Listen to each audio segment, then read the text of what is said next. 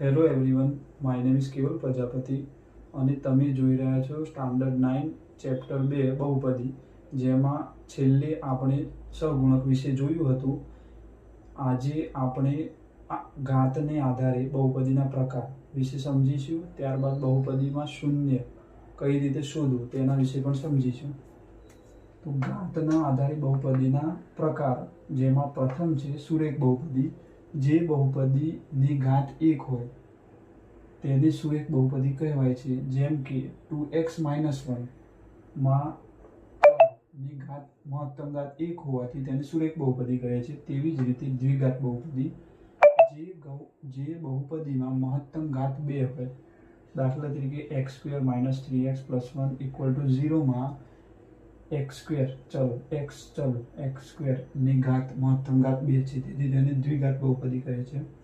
તેવી જ રીતે ત્રિઘાત બહુપદી, તેમાં મહત્તમ ઘાત 3 હોય છે. ત્યારબાદ બહુપદીનું શૂન્ય આપણે કઈ રીતે શોધી શકીએ છીએ તે સમજીએ.